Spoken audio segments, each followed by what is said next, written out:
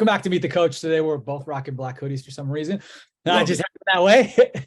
Today we've got Coach Siddiq Haynes. He is the D-Line coach at UTSA. Coach, I appreciate you jumping on with me. Thank you for having me, man. I always love getting on here, talk a little bit of ball, but more so different turn this time. So looking forward to it. No doubt, a little bit off the field today. Yeah, still a little bit that correlates, of course. But and one thing, I think is interesting about you. So you've been coaching since 14? Yes, sir. Okay, so since 14, we're in 2023, right? 9 years. You've been at two places. Yes. Right? Yeah. That's not something you see often, right? Especially when we're talking Division I level. So you're at Houston State, you start as a GA, right? Mm-hmm. Yes, sir. You work to full time. You go to UTSA, you work your way up to full time. Get an alert here. Talk to me about what do you think that means and says about you? Well, first of all, I think I'm blessed in the sense to surround myself with really good people. And when I first got into my coaching career, I got into it with my coach that I played for, right? So a lot of credit to Coach Keeler, who's still at Sam Houston State right now. But he was out of coaching for a short period of time, got back into coaching. And right before he got back into coaching, we wound up connecting and me sharing my interest in wanting to get into coaching. I had worked a couple jobs up until that point, but quite honestly, I just didn't get the same passion and feel I got from when I played football, right? It's just not the same. No. I shared those sentiments with him. So when he got back into coaching and he came down to Sam Houston State, I was fortunate enough that he thought about me to bring me down there with him. So going down there, actually starting on the offensive side of the ball with playing defense in college for him, in my opinion, was probably the best thing that I did, getting a feel for being on the offensive side of the ball, and then also doing it at a high level. But I was surrounded by coaches, not just Coach Keeler, but my D-line coach I played for. He was down there. My linebacker coach that was at the University of Delaware, he was down there. And then the defensive GA was actually somebody I played with at the University of Delaware. So in my opinion, once you get into this field of coaching, it's really about who you know, right? So that's it. And it's about getting that opportunity. So because I was brought in with some coaches that I had known, that had known me, my foundation of coaching really started at Sam Houston State. So doing that for 3 years and then transitioning full time, it was an honor to be able to be promoted to the defensive tackles coach. And again, get my feet wet, running my own room for the first couple of years. And then right before I left, was promoted from D tackles coach to D-line coach. So really just building my coaching network, was around a lot of phenomenal coaches while I was there. And then transitioning to UTSA, Coach Wright, who was the D-line coach here at UTSA at the time, we had started working together when I transitioned to defense. So he was at Sam Houston State. He was the DN/D-line coach, and I got promoted to D tackles coach. We worked together for a year. We wound up growing a really good relationship. I introduced he and his wife. I was in their wedding. So naturally, we always spoke about wanting to get back together to work together. So when he was here, at that time, they had let, some of the coaches at UTSA go, and he was one of the ones that stayed. In come Coach Traylor and his staff. And, again, another amazing opportunity with us wanting to work together. It was a unique situation to where they had an analyst spot open. And, we had just won the national championship at Sam Houston State. So to be honest, they always say you want to kind of grow your coaching tree and experience something different, right? Up until that point, I'd been at Sam Houston State for about 7.5 years. In my opinion, I had a lot of great relationships. But for me, I was ready to transition and kind of challenge myself. I wanted to see what I could do at the next level, in the next rank, and why not transition into an analyst role, not full time, just to get the grasp of FBS. Again, I get to work with Coach Wright. He and I were familiar.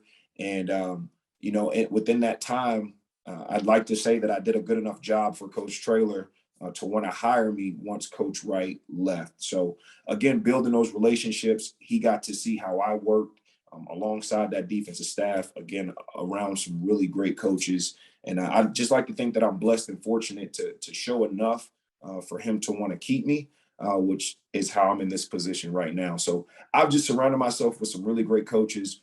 try to do my best whenever I had the opportunity. And I feel like I've been blessed to be where I'm at today. Sure. All right, so you get that offensive GA. I didn't realize you were on offense. I didn't realize that. Yes, sir.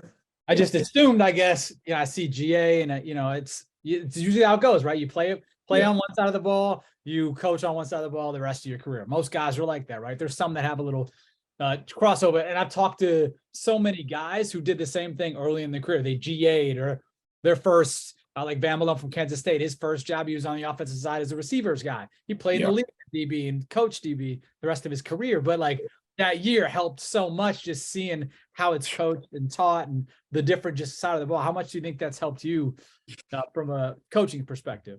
A lot. Coach Keeler, when he originally brought me down, the other guy that I was working with that I played for, we were actually both on defense, right? So really, because he wanted to bring us both down, the way that he put it to me, and he was exactly right, when it was time for me to transition to defensive line, for one, if I did want to possibly coach O-line, I could make myself of value, right? Because in this profession, and he said there's not a lot of really great young offensive line coaches, and you could potentially put yourself in a position to earn a full-time job in that. But then also, my first year, I was with Coach Longo, and I worked with him on the offensive side of the ball, big air raid offense. And to be honest, I had to start at square one. Coach Rogers, who played at Sam Houston State, who's now the offensive line coach at the University of Delaware, he showed me inside zone, outside zone, what 5-0 protection is, half line side, full slide. So we broke it down to the core.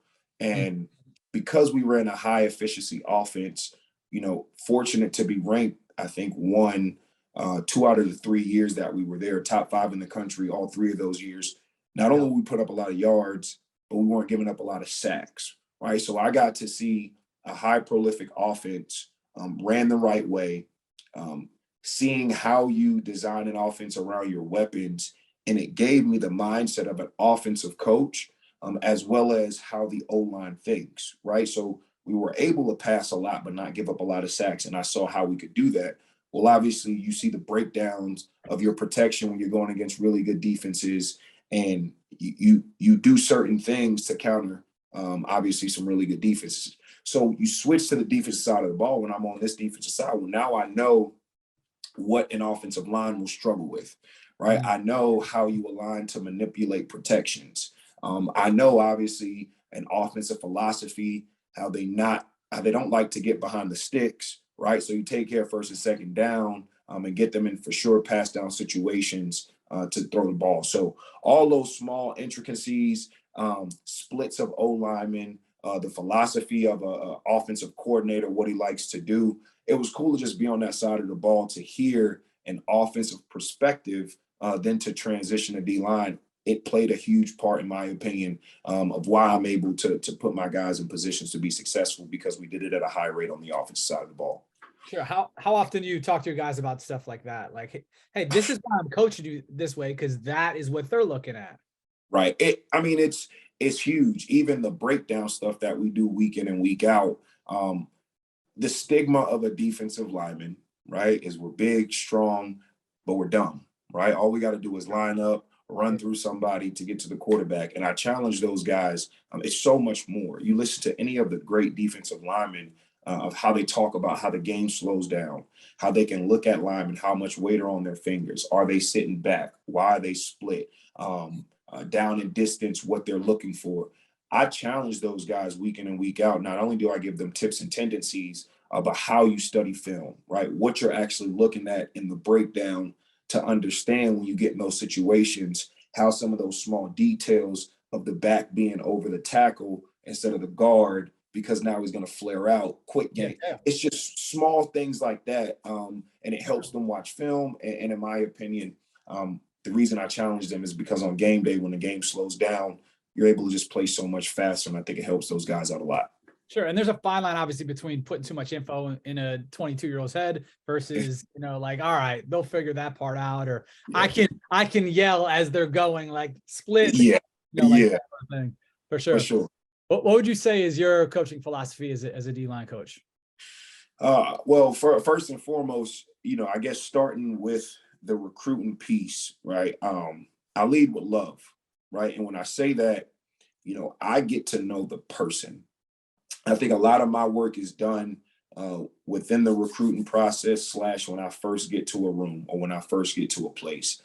Having those guys understand how I coach, right? I'm big on passion, right? So I'm always happy. I'm flying around at practice, high energy. That's just how I'm built. But on the other side of that, I've built relationships with all of my kids to know how they are in and out, how they are individually. Each of them need to be challenged in a certain way in order to get the most out of them, right? So with them understanding that, I pour a lot into them. So I definitely make sure they know how much love I have for them. But on the flip side is so that I can hold them accountable, right? So my philosophy is, if you get them to understand how much you love them, and show them the rhyme and reason to what you're teaching them and why you're teaching them that, that's how you get the most out of them. When they get to you, God has already physically blessed them with some tools to make them go be successful, right? A lot of times we as coaches just got to get out the way, tweak a couple things, make sure they show up on game day, right? For however that looks, and allow them to just go maximize their natural ability. So my philosophy, really, I keep it simple.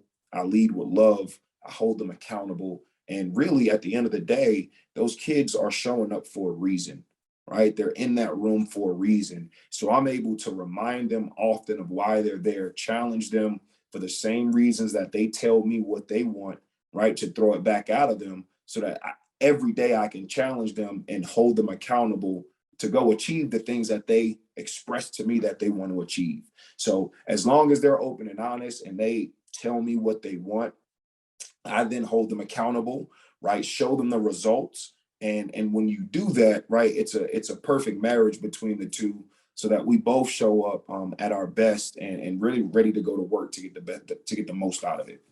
Sure. We had Marcus Lawrence was on last week. Marcus Lawrence is the O-line guy at Alabama A&M. I said last week, it was yesterday, but I'm posting this next week. It'll feel like last week people are listening, but said the same thing, basically, lead with love. And he's like, I know a lot of guys say that. And I made sure he knew a lot of guys I played for didn't say that shit. I know that. But it feels authentic when it comes from you, when it comes from him. And a lot of times it doesn't. And these guys, you're 34, 5? 35. Yep. Okay. So like these younger guys are like, I think we were pretty smart and kind of like had a good bullshit meter. These young guys have great bullshit meters, right? Oh man. If they're not authentic, they feel that. Yeah. Yeah. And listen, it's hard to lead a fake facade for a long period of time. Right. And people ask me what's the best part about coaching so often. And what keeps me in coaching are the kids. All right. It's the players. College football and what comes with it, without the players, a lot of times can get you out this business. And I'll be honest, I've been there before. Like I've gotten to the point to where I said, you know what? I'm not sure I'm ready to go through X, Y, and Z anymore. And I had to get back to, okay, why are you here? Right? What's the real reason that you're in coaching football? We know it's the passion, we know it's the love of the game, but it's to influence and encourage these young men. So getting back to that, they are the reason for me why I continue to stay in the game and for the love of the game. And when it's not really when they make the sacks, right? That's great. When they make the big plays, man, it's the moments when you see them at their lowest, right? When they broke up with their girlfriend, or when their mom is going through something, or when grandma passed away, or when they're struggling in classes and they feel overwhelmed, and when they're coming to talk to you, they start crying because they can't compose themselves. It's in those moments to where, in my opinion, I feel the most fulfilled, right? And because of that, the football piece of it, a lot of times, is the easiest thing that they will do. It's easy for them to show up and want to go be great on the field, right? It's the transition to the off the field distractions and knowing that they can trust you and come to you and feel vulnerable enough to express and explain to you what's going on. That's how you grow that relationship closer. And then once you show them that you can make them better on the field and they trust you enough, when you have that combo on and off the field and that personal relationship, man, you just see it come to blossom, not only on game day, but when they can build those relationships, when they're able to be the father of kids that they may have at the time, or when they graduate and walk across the stage, right? Those are the moments that you really feel. And I think that's when it really shows itself. Yeah, I mentioned Van Malone earlier. I listen to his podcast a lot. Van Malone, again, assistant head coach at Kansas State, and he talks about like when a guy calls 5-10 years later and he's like, hey, you know, I'm getting married, or this happens, or like, hey, I remember you said that, and you know, whatever, it annoyed the hell out of me, or I didn't like it then, Yeah, but now I get it, and I I get appreciate it. you for that. Right? Yeah. And, you know, it's these kids, right? I keep calling them kids. They are entering adulthood. And really, when they leave us, I really think that's when they get the hardest slap of reality of what the real world is. And I always think it's cool post graduation, even sometimes in the league. I think one of the best things, Derek Roberson, I coached him at Sam Houston State. He was with the Tennessee Titans for a little bit. Now he's in the XFL. I think one of the coolest things is he's from San Antonio. And even while he was in the league, he was in town and he hit me up and he said, hey, coach, man, some of the stuff that we used to do while, you know, when we were at Sam Houston State, I still use till today. Can I come up there and we work out for like an hour? And whether he knew it or not, I thought that was pretty cool. After going to the league, after being around those guys in the league, still to utilize some of the stuff that we talked about while I was at Sam Houston State, man, I thought that was the coolest thing ever. Also, when you have guys that then have families, that have kids, and man, coach, I know you used to talk about this, and this, and I didn't get it. But now that I have my kids, my own children, I find myself talking about some of the same things that you told me. And I just want you to know that goes such a long way. So I always think that's cool. And even personally, one of the biggest influences I had in high school was my high school coach, who was also my high school teacher, who was responsible for what I majored in college. And even still till today, I can call him and kind of bounce some ideas off of him. So because I had that relationship with him, that's one of the reasons why I wanted to get into coaching, and also what I wanted to be for my players once they moved on, somebody that they could look back on and kind of just call whenever they needed to, just to chop it up or ask some questions. Sure. I was gonna ask, what do you think makes you different as a D-line coach? I guess that you kind of answered it with that stuff, but like, I guess let's talk more tactical, Right. you know, like how you coach on the field. What makes you different on the field? How are you coaching different than the other 100 plus Yeah. guys that are coaching in Division I football?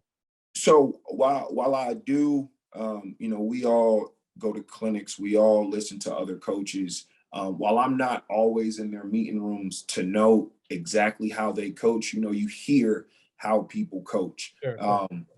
I don't waste time on things that aren't important.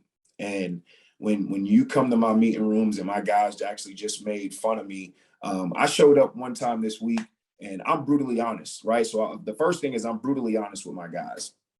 And I was having one of those days to where I'll show up and I say, hey, look, I'm dragging today. I said, I don't want to coach. I don't want to do anything. I really want y'all to I want y'all to have the day. And I'll tell that to them. So within it being a joke, my starting nose tackle, Brandon Brown, you know, I sat in the back of the room, right? And I said, you know what? We were waiting for us to meet as a whole defense. I said, y'all got it today. So he gets up in the front of the room and he starts to kind of act like me. And one of the first things he said, he goes, we're not going to talk about football right now. Let's talk about life, right? Yeah. Kind of as a joke. Yeah. But it's true. And I try to utilize current events. I try to talk about life in every meeting because we spend 2 to 3 hours with them a day, right? Outside of that, they're in the real world more. They're going through real world problems, real life problems more than anything. So I try to tap in to what they're going through on a daily basis, or I try to use current events to use as examples when I'm trying to give them life lessons. And I also challenge them to really stand in the front of the room and express themselves. And very few of us, and I'll even say very few of us men, right, feel comfortable just expressing how we feel. I want those guys to start to learn to feel comfortable with expressing ourselves. The ones that don't are the ones that tend to hold things in. I'm a big, strong man. And then on the flip side, things boil up and now they explode. Right. And I want to express to those guys and encourage them, you don't have to go down that route. It's okay to express yourself. Communication in any type of relationship for the rest of time will be the single foundation of why things are successful or why they aren't. Majority of the time, it comes down to communication. So I spend a large piece of that. They get real life from Coach Haynes, right? They get real life, and I'm genuine and I'm honest. I'm cutthroat. I don't sugarcoat. I lead with love. And because they know that I'm that way, the expectation of what they have from me, they know it's genuine, right? So it's easier for me to say, look, you want some BS today. You're not giving effort. I don't know what's going on, and you need to change it, right? And then if it continues, now on the flip side, I'm going to pull them aside. I actually had a moment today with one of my guys, this exact same thing. I had to pull him aside and talk to him. What's up? Like, what's going on? And he had to get some stuff off his chest, some genuine feelings. At the moment on the practice field, it brought tears, right? So to hear that, man, I need that piece of him. I need to get down to the what's real, because a lot of times if you catch guys only on the surface level, you don't get context to what's going on. You don't know what makes them go, or when you gotta give them some space, right? Let them be themselves for a little bit until they're ready to express and talk about what's going on. So I think when you're able to do that, when you're able to get the most out of your guys in the most genuine way, and you care, and they know that you care, I think that's kind of what separates maybe myself from what other people do, but it's genuine and it's real. Sure. And this ties into culture, and like, how do you build your defensive line room culture within the culture, obviously in the framework of team? Yeah. So Coach Traylor's big on our triangle, the triangle of toughness. And that's which I loved in the clinic you did with us. You broke that down. I thought it was awesome. I mean, obviously I've seen it, but like how you broke it down, and it really So he's big on using the same lingo. I was brought to that, and my first time he let me speak to the team when I came here as an analyst, and I used some of the context or some of the lingo or some of the verbiage that we use at Sam Houston State, and he does an amazing job. You know, after I was done reiterating the triangle of toughness, to where you may say swarm and compete, we say perfect effort. So he's big on using the same as far as the terms and words, because we have a lot of expressions that our kids, if you ask any of our kids, what's truth? They'll say trust over time, right? Truth is trust over time, right? And when you build the lingo and they get in those situations, it's easier to say mental and physical toughness, right? That's what we talk about, go hand in hand. Right now you have the physical piece, but when you're in those moments, you fold. So we need to work on the mental toughness of the situation. So outside of always reverting back to the triangle, it's a couple things in my room. Don't nobody care is a hashtag that we live by, right? And it's simple, it's easy, it's to the point, and it can be used for so many different things. And it's not so much negative. They use that as a stamp of steel almost, okay? And it's in those moments. Listen, we made a big play. Don't nobody care, right? The game isn't over. We got to line up and we got to go play the next snap. On the other side, I know you just gave up a 90-yard touchdown. Don't nobody care, right? We make mistakes. We got to line up to play the very next play. So being able to use that on and off the field, it's something that those guys love. It's simple. It's easy. They understand it. And the other big one that I always go to is defeat human nature. Defeat human nature, right? The path of least resistance. Us as humans, we naturally, human nature tells us to take the path of least resistance. It's the easiest way. It's no work involved. So what I stress to those guys is at the times when you're tired, at the times you want to pop out your gap, at the times you're going through, you got to study for an exam, or you got an exam coming up. defeat human nature, defeat procrastinating, defeat taking the path of least resistance, because your technique is going to take you to really where you need to be. So the combination of those two things instills the culture of the room. And then specifically for my room, because we're known as EBE, everybody eats, that in itself, they came up with. And what that means is we stress about here staying together, right? Staying together. And what everybody eats, it just means if you're on the D-line on the field at any point in time, there is a standard to what it's supposed to look like. If you're not upholding that standard, the room puts you in check, right? And when you have that, I always say, I want to get out of the way. Y'all are supposed to be leading this room, right? And they take pride in that. And I put a lot of ownership in the leaders in the room. So I think when you're able to do that, the leaders kind of step up to it. And personally, you know, within our room, we talk about being the best, right? And it's not about winning and losing, but we talk about standing on wanting to be known as the best. And when you got guys, especially in the D-line room, we have egos in a good way. We believe in ourselves to the end of the road. So because of that, I just challenge those guys. And if y'all say y'all want to be the best and y'all show up on days not giving perfect effort or 110, I'm gonna throw it back in your face, right? And then just continue to challenge those guys on things like that. You say it like that. I think that is culture when your guys do it. When you say that's coaching, but when your guys do it, you've built that culture. And then you mentioned ego. So I had the experience of being. Do you follow UFC at all? Oh yeah, yeah. So I was with Megan Anderson with her. She had a title fight against Amanda Nunes, who's maybe the best female fighter of all time. Yeah. And Megan was a really good fighter, obviously good enough to get a title shot. And she was back, and obviously she was feeling it, right? Pre-fight. Izzy, Israel Adesanya, for those who don't know, is one of the best male fighters in the entire world at the time. Yeah, he's crazy. And he came back in the room, and then we're probably 15 minutes from fight time. And he comes back there and he goes, "You got an ego too. Like, you got an ego too, right? Like, you're fighting against the best in the world. You got an ego too. Remember that when you go out there." You know, she went out there and lost in 90 seconds, but like that stuck with me, you know, and you know, outclass, she's world-class, best of all time. But that stuck with me. Like, yeah, you do, and you should, you know. We always hear, you know, and I think us as a program, UTSA, we're gaining more respect. But the past couple of years, when we were going to these big games, so to speak, you know, year one, Illinois, going into Memphis, last year having to play Houston, having to go to Texas, playing Army, some of those big schools, I love, we say poking the bear, okay? When you poke the bear. What I stress to my guys, I have something on my board that says the best O-line in the country is our mindset, right?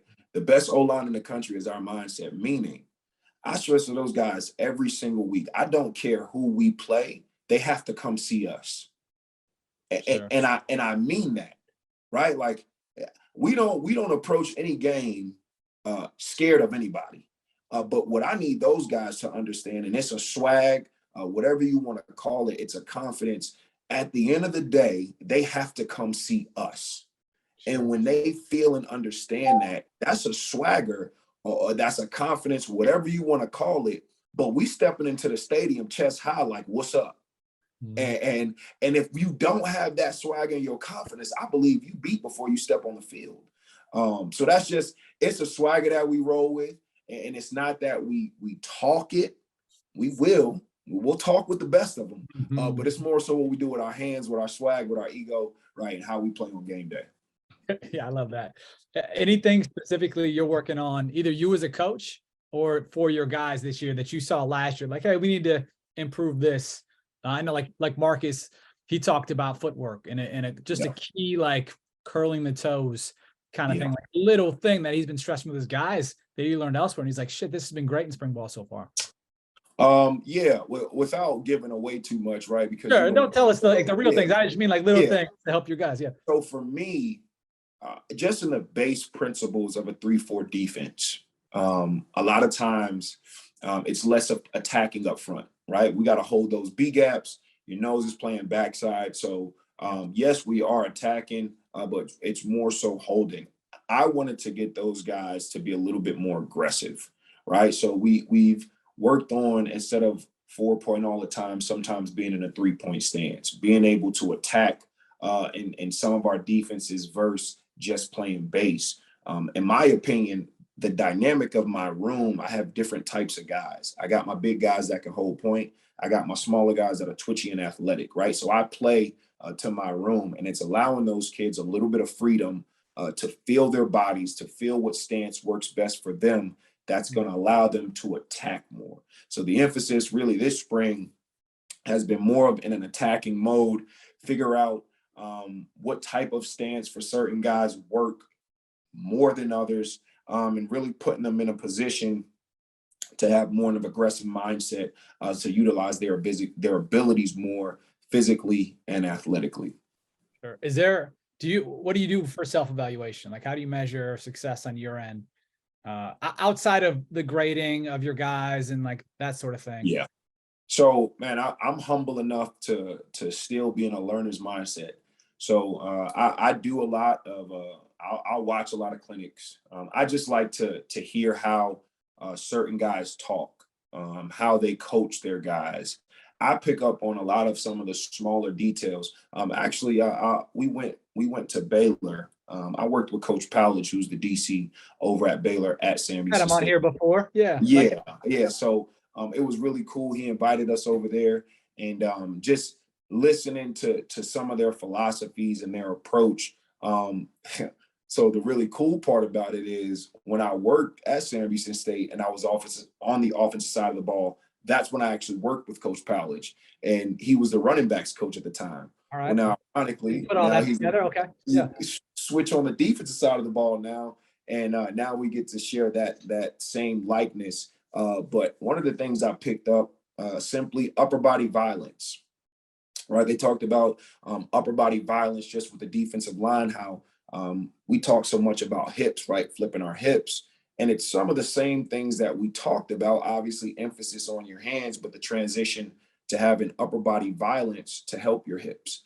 I picked up on that small piece. And when I heard it, it clicked to me, and it made sense. It's not that I had to revert what I was teaching, maybe just spending a little bit more time on the emphasis of the upper body violence part of it to help with your to help with your lower part. Sometimes, me as a coach, my progression is we attack out of our eyes first, our hands, and then our feet will follow, right? Your power comes from your hips. So I go eyes, hands, and feet. Less time on the feet, because sometimes when you talk about the feet, guys tend to step, they pop up, and that's when the pad level and highness and the playing starts. When you attack with your eyes, and I think the power words are so crucial. Attack, right? You got to physically attack with your eyes and then your hands. When those two things follow suit, it helps with the lower body part. So me being a sponge, still learning, figuring out how maybe saying some things differently can help click to some players, Sure. simplifying it. I'm big on keeping it simple, and being able to just explain and transition to tell those guys some things that can help them. So just me being a sponge, being able to pick up on some of the small, finer details of it, and really being humble enough to have a conversation with my players so that it's a two-way street. Never is my ego high enough to where I won't listen to my players, and I encourage them to always ask questions. And I believe when you have that two-way communication, the product that you see on the field is always the best that it can be because y'all are on the same page. Sure. I remember when I played at Bowling Green. I sat out 4 years. I got this like wild story how I got back into playing, but I played after not playing for 4 years at college. So I went to play D2, and a couple guys like asked me things, and I was like, "Oh, that's interesting." I never was asked like, "What do you think of this?" And I like at the time I thought it was odd, but I respected it. Both my DB coach Brad Wilson, who's now the DC at Indiana State, and then our strength guy was like, "Hey, what have you guys done before? What do you think of this?" Or like, and I like that was their way of doing the same thing, like self-evaluation. Like, what do you think of this? Is it coming across the way I want it to come across? Like that sort of thing. And asking some of those questions, like, I mean, if you aren't confident in yourself, I think sometimes because of who you have to be to your players, you never want to show them that maybe you don't have all the answers. I tell my kids often, listen, I don't know everything, right? I'm not perfect. Yeah. I'm okay with saying that and expressing that. It's not about me not having a confidence. I can get on the board, I can talk, I can do all of that. But I said at the end of the day, y'all are playing. Right. So if y'all can communicate something to me, maybe to make me think, or if you as a 5'11", you need to tweak your stance a little bit differently than how I'm coaching it because it feels more comfortable to you, I'm going to allow you to do that. Because at the end of the day, right, if you're a B gap player, I just need you to be able to strike that tackle, stay in the B gap, and be able to hold it down. If you got to kind of torque your body a little bit to give yourself a better angle based on where the running back is, and that helps you and it doesn't give away much, let's do it. Right? It may look a little differently than the other two, but what we're trying to accomplish, we can still accomplish. I think it gives them power. And when you empower the kids, man, I just think you can get so much more out of them. No doubt. No doubt. Yeah. Last thing, and then we'll get out of here. Best advice you've gotten as a coach? Ooh, best advice I got as a coach, outside of making sure you lead with love, it's keeping it simple, right? Keeping it simple. And I just said, while I do a lot of self-eval or watch a lot of clinics and gather all of this information, the way that I teach my kids has to be in a way that they understand. And in my opinion, when you have a room full with guys that potentially learn differently, I always think it's just important to first understand how they learn. And I want to be able to teach my kids the same way I'm teaching 5 and 6-year-olds that I'm trying to teach football. And the simplicity of this game is so valuable because if your kids are on the field thinking, they play slower. And I need to, even within a call, we do this all the time. We were just redoing our playbook, changing some of our calls. The way that I'm talking to the DC, I'm like, hey, can we call it this? Because when I'm teaching my kids, I think they're going to remember it saying this, right, to know what their job is going to be. Mm-hmm. And I know when I'm installing it with them, it's something even that I do as a coach. Listen, we got to learn the new plays just like the kids do. And I'm not the brightest one in the bunch, okay? So I need to come up with some small things that's going to help me revert back to it and channel back to what it actually is. Sure. So being able to keep it simple while you're installing it with those kids, and then also giving them some power so that they know that it's as much of yours as it is theirs, so that, you know, you're kind of working together as a team. I'm with it. I like it. Great stuff. I appreciate you sharing. Yeah, appreciate that. Of course. Thank you.